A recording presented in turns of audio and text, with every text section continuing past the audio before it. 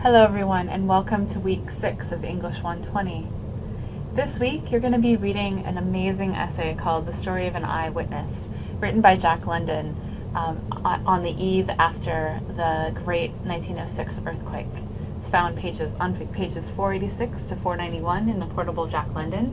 We're going to be talking about, I'm going to begin to introduce The Valley of the Moon, our novel, and we're going to explore the world of The Valley of the Moon, the time period when this novel was set. Your reflection, your conversation this week is actually worth 20 points, so you want to put some more time into it. You will not have a research module this week, so that's a relief, right? It's a catch-up week, so if you fell behind on any of your research modules, this is the week where you can catch up on one of them. Finally, your reflective journal is on The Story of an Eyewitness, just answering some critical questions about it and comparing it back to what life means to me. Finally, your essay 1, all the revisions are due. Please come see me if you have any questions about how to revise. Everyone has comments back on their papers by now, and hopefully you've looked over them and you'll come to my office hours if you have any questions. Or you can send me an email. So let's talk about the reflective journal. The first thing I'd like you to do this week is to read The Story of an Eyewitness. It's a short essay. Read it actively. That means writing in the book. And I'd like you to answer the following questions. Using evidence from this essay and what life means to me, answer the following questions not in a 1 to 2 page response paper. You're actually going to be doing this in a short reflective journal. Sorry, that was from my face-to-face 120 class. So answer the following questions as part of your reflective journal using evidence from the essays to support what you're saying. Why does Jack London feel the number of victims from the 1906 earthquake will never be known? How did he feel the citizens of San Francisco behaved in the days after the earthquake? Why did he think they behaved in this way? Using your own experience, do you think this is a typical post-disaster behavior? Why or why not? Why did London think that San Francisco looked like the end of the world? What striking images does he use throughout his essay to convey this information? This week, we're kicking off The Valley of the Moon. The Valley of the Moon is a novel we're going to be reading for this class. Please make sure you have a copy of this book so that you can read it beginning next week. The book was originally published in 1913. London wrote The Valley of the Moon during a particularly troubling period of his life. He and Charmian had recently lost their child, Joy, shortly after her birth due to complications from her delivery, and they were in the midst of building their own dream house in the Valley of the Moon. It's called Wolf House. Building Wolf House had stretched their finances to nearly breaking. Before writing The Valley of the Moon, Jack London took his second wife, Charmian, with him on a 4-horse trip, visiting many of the sites that appear in the novel. Later, they went on the Dirigo to finish the novel, which was a ship that they sailed from Baltimore around the Cape to Seattle. From the start, London promoted his novel, The Valley of the Moon, as a love story with a back-to-the-land motif.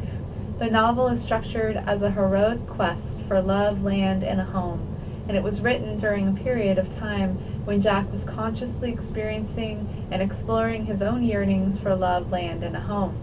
He outlined the plot of the novel to his editors at Macmillan and Cosmopolitan in letters written on the 30th of May, 1911. He explained, "Take a man and a woman, young, who belong to the working class in a large city. Both are wage workers. The man is unskilled, a driver of a brewery wagon, or something of that sort. The first third of the book will be devoted to their city environment, their meeting, their love affair, and the trials and tribulations of such a marriage in the working class. Comes hard times. The woman gets the vision. She is the guiding force. They start wandering penniless over the country of California. Of course, they have all sorts of adventures, and their wandering becomes a magnificent, heroic, detailed pilgrimage. After many hints and snatches of vision, always looking for the spot, they do find the real, one and only spot and settle down to successful, small-scale farming." This is an excerpt from a letter that Jack London wrote to his editor. So this week you're going to start thinking about this time period, 1913. I'd like you to choose one of the topics below, and note, once someone has posted on these topics, you may not post on the same topic unless every single topic has been taken.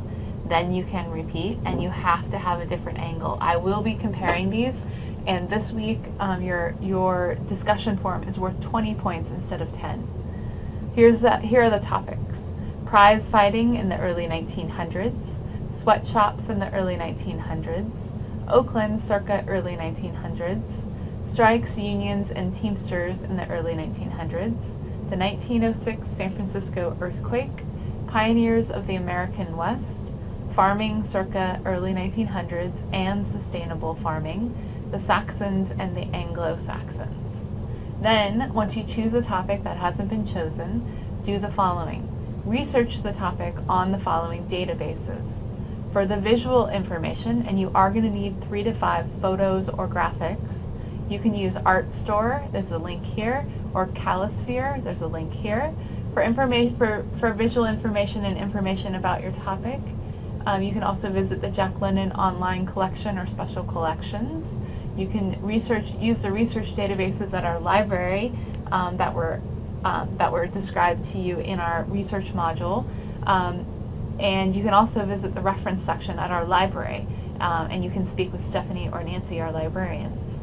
So your post must include 3 to 5 photos, at least 2-paragraph description that introduces the topic to the class, reference information for your sources.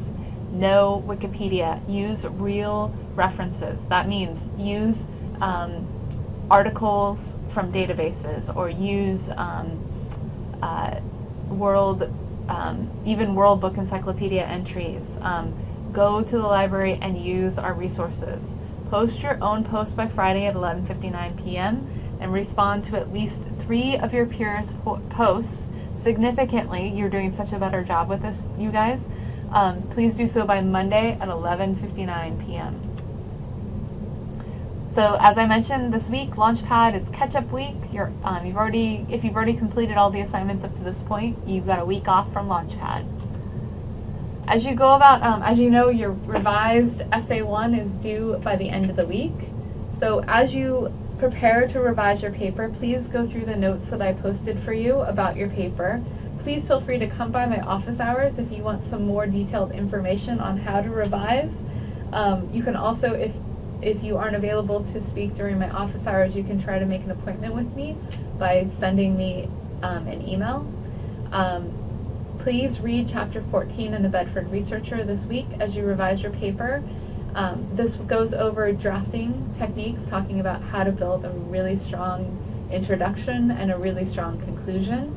Remember, this version of your essay, this new version, is worth 50 points, so please take the time to really work on your revision. That's it for this week, guys. I look forward to hopefully talking with some of you about revising your paper, and I really look forward to seeing the great work you do in our conversation this week as we introduce the Valley of the Moon. As always, let me know if you have any questions. I look forward to seeing you online.